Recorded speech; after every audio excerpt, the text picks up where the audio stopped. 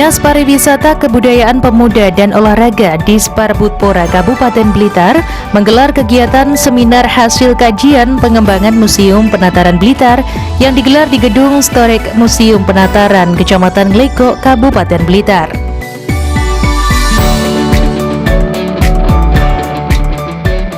Seminar kegiatan ini dibuka secara resmi oleh Kepala Bidang Kebudayaan Disparbudpora Kabupaten Blitar, Dr. Andes Hartono MM, yang diikuti 40 peserta yang terdiri dari kalangan pegiat seni budaya, gayat wisata, komunitas pemerhati sejarah, cagar budaya, dan kepala desa penyangga Museum Penataran.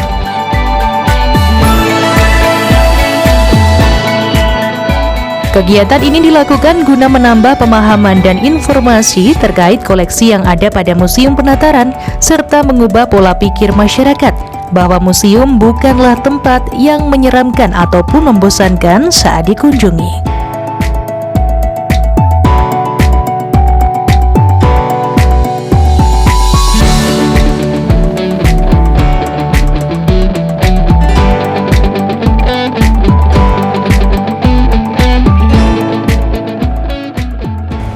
Kami sampaikan mohon maaf kalau Bapak Kepala Dinas belum bisa hadir pagi hari ini karena berbarengan dengan acara rapat di kantor Pemkab Kanigoro terkait dengan rencana kegiatan akhir tahun, yaitu untuk refleksi kepemimpinan Bupati Wakil Bupati.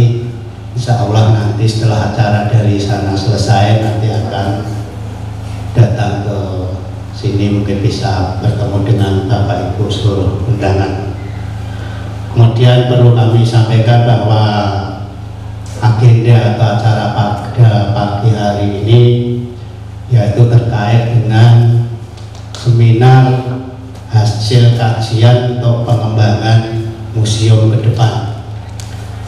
Jadi kalau sesuai dengan peraturan pemerintah nomor 66 tahun 2015 yaitu tentang museum, bahwasanya museum adalah lembaga yang berfungsi untuk melindungi, memanfaatkan koleksi dan mengkomunikasikan kepada masyarakat. Dan dalam hal ini juga sejalan dengan visi dari Museum Penataran adalah terwujudnya Museum Penataran yang representatif dalam upaya pelestarian dan mengkomunikasikan nilai sejarah dan warisan budaya bangsa.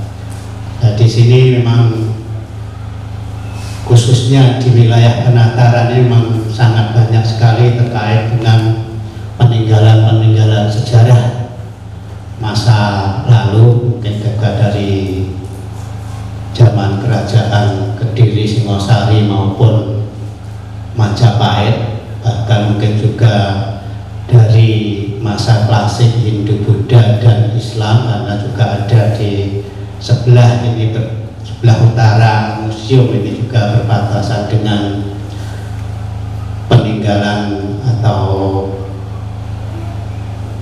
makom dari Syekh Subagir. Dan juga di sebelah barat ini juga ada ruang umum yang ada amphitheater dan gedung film ini, dan juga ada sebelah selatan juga ada wisata buatan, yaitu ada kolam renang dan juga candi terbesar di Jawa Timur tadi malam. Jadi ini perlu, dengan adanya kajian ini memang bertujuan yaitu untuk yang pertama itu untuk merekomendasikan perihal sumber daya manusia itu yang sesuai dengan kualifikasi dan penempatannya. Jadi nanti mungkin ada disampaikan dari narasumber dari hasil kajian tersebut. Namun dalam hal ini memang dari segi warisan budaya kita yang ada di sekitar Penataran ini itu banyak warisan baik yang berupa bendawi asli maupun warisan budaya tak benda. Museum itu menjadi salah satu fasilitas umum yang dimiliki oleh pemerintah. Jadi sebenarnya masyarakat itu bisa memanfaatkan area museum itu untuk berkegiatan, entah itu berkegiatan senian atau pendidikan gitu. Karena kan kembali lagi kalau di undang-undang itu kan ada pasal yang menyebutkan untuk mensejahterakan masyarakat. Mungkin itu dari salah satu itu bisa digunakan. Nah, ini data potensi yang kita telah catat dari hasil observasi yang sudah lakukan. Mungkin nanti ada tambahan, bisa jadi kita kan bisa, mungkin ada yang kelewat gitu, mungkin bisa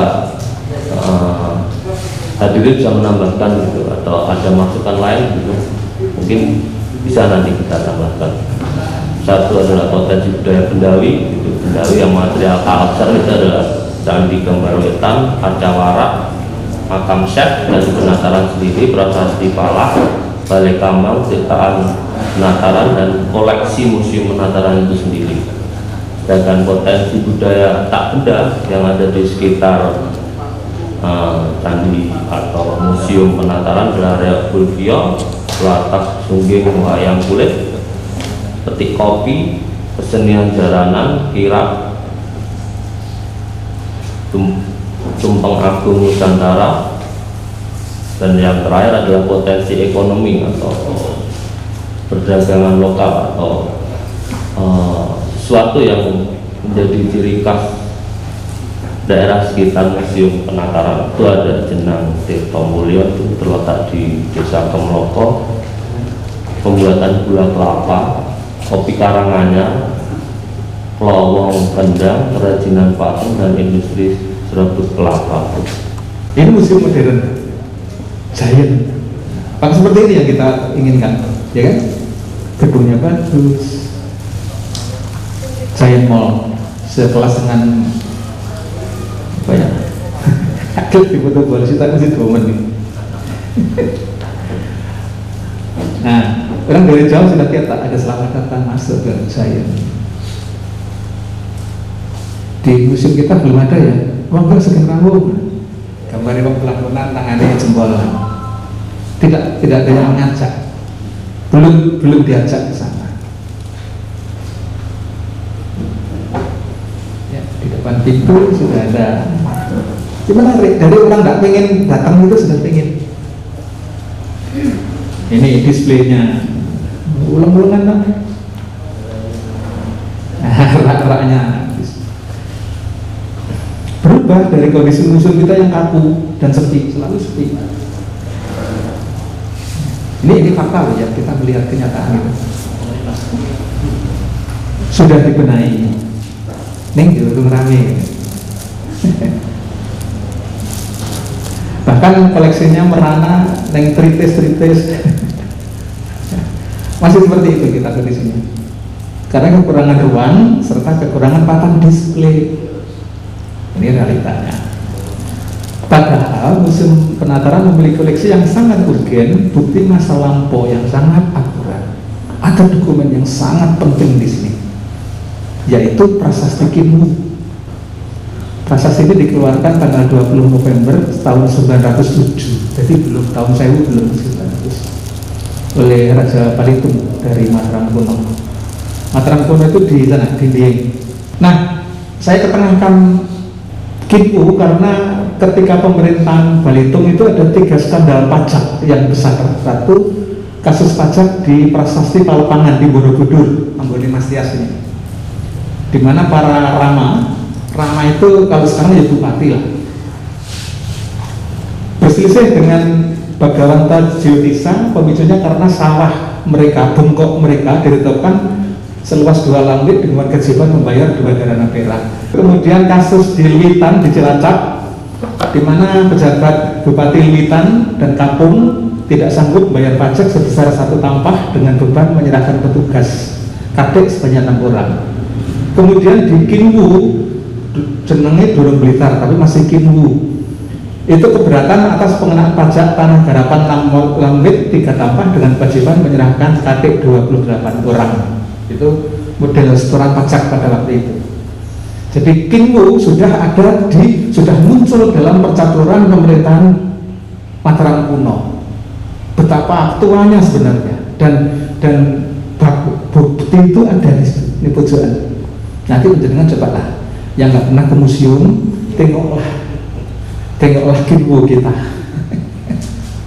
Kinwu itu dulu dikoleksi karena benar sesuai dengan rumusannya Mas Tias juga, laporannya dulu Bupati Blitar berusaha setelah malah sebelum siapa itu Thomas Raffles kesini, itu percol candi-candi yang sudah ditemukan itu timbang digawani dikumpulkan di pendopo. Saya dulu masuk pendopo yang sebelah timur dekat radio Persada itu, depan dulu tempatnya percol, tapi 98 dipindah ke sini semua, termasuk Kinwu di dalamnya. Ke depan kita akan mulai merubah gaya, merubah mindset bagaimana mengembangkan pariwisata dengan kemandirian, dengan pemberdayaan. Maka pemerintah akan lebih banyak hadir dalam fasilitasi wujud pembinaan. Salah satu contoh kolam renang Penataran, kolam renangnya saja ini, bukan kawasan ini semuanya. Ini sedang kita bahas untuk mulai kita pihak ketiga kan. Karena kalau dikelola pemerintah, saya sudah mempelajari beberapa kabupaten kota yang lain, pariwisatanya yang sukses itu tidak ada satupun dinas yang mengelola. Kalau pegawai negeri seperti Pak Hartono itu sibuk dengan SPJ-nya, jadi kalau mikir wisata gak nutut. Kalau saya kan fotografer, saya bukan PNS kan, jadi aman. Nah, maka kita harus berpikir out of the box, bagaimana aset yang dimiliki Pemkab ini betul-betul memberikan PAD kepada pemerintah kabupaten. Sebagai informasi saja, tahun 2021 ini dari kolam renang ini Mas, kita syukuri ya, kita tekor 432 juta. Tekor, nggak ada pemasukan, jadi APBD itu mengeluarkan. Kenapa? Karena kolam renang selama setahun tutup total, sementara kita masih gaji tenaga kontrak dan ya biaya listrik, rutin, pemeliharaan dan sebagainya. Tahun 2020 ya bersyukur kita tekornya 250-an juta. Itu karena masih sempat buka sebentar. Nah 2019 belum ada COVID, hanya untung 79 juta. Artinya itu kita harus buat terobosan. Nah saya mau kaitkan dengan amphitheater. Jadi rencana pihak ketiga itu ini masih dalam proses pembahasan, kita belum tahu endingnya seperti apa. Tapi itu memang kami dorong sejak saya masuk di Parkopura. Jadi Pemkab itu harus punya keberanian untuk mulai melakukan swastanisasi dan seterusnya.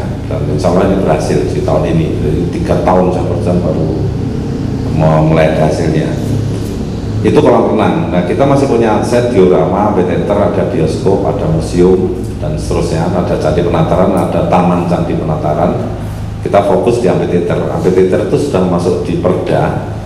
Sebenarnya siapapun boleh menggunakan, silakan. Kalau dari pemerintah, dari lembaga pemerintah itu gratis. Kalau yang dari pihak di luar pemerintah itu ada ongkos sewanya. Ada ongkos sewanya yang angkanya sudah ditentukan di Perda itu. Dan ongkos sewa itu langsung masuk ke Kasda. Jadi saya pastikan tidak lewat Parkopura, tidak ada lagi sekarang pakai cash, tidak ada, langsung masuk rekening, aman. Lek banyu liwat saya ada nyantol oleh duit, aman. Surabaya. Nah, kenapa begitu? Yang pasti secara ya logika enteng-entengan memang salah satu sumber PAD, tapi dipastikan itu tidak mahal. Kenapa? Karena kita juga mendorong yang menggunakan amphitheater itu bisa mengkomersilkan. Jadi kalau pihak swasta non pemerintah itu mentiketkan boleh, kalau kami tidak boleh. Kalau kami menyelenggarakan acara misalnya pagelaran Kesnayana misalnya, kan masyarakat tidak pernah kita tarik tiket karena memang tidak boleh. Tapi kalau pihak ketiga itu boleh. Nah semakin ada target semakin semangat bekerja, harapannya kan begitu. Jadi apresiasi kepada teman-teman yang menyelenggarakan seminar hari ini tentang museum, bersama dengan akademisi dan sejarawan budayawan, kita diskusi, kita seminar secara sehat dan sebagainya. Tentunya kita berharap ada hal baru yang bisa kita angkat. Jadi kalau jujur selama ini ketika kita saat ini berhadapan dengan para milenial, para generasi muda yang yang modern begitu, yang masa dunia digital. Ketika mendengar nama museum, itu kesan yang pertama tangkap pasti sesuatu yang kuno, pasti hanya batu-batu saja, masa batu dilihat gitu kan.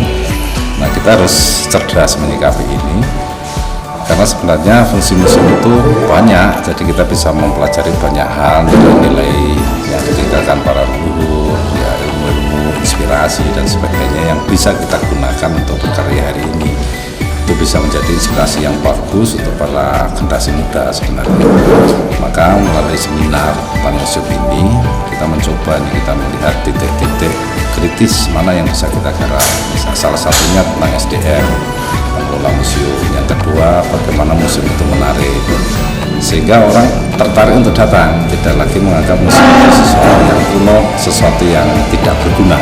Justru kita berharap dengan adanya seminar ini akan ada mindset baru, bahwa sebenarnya ilmu itu ada di mana-mana, termasuk lewat museum kita bisa banyak belajar. Jadi kami terus berupaya, kami terus berusaha bagaimana membranding Museum Penataran ini menjadi sesuatu yang menarik dan bermanfaat.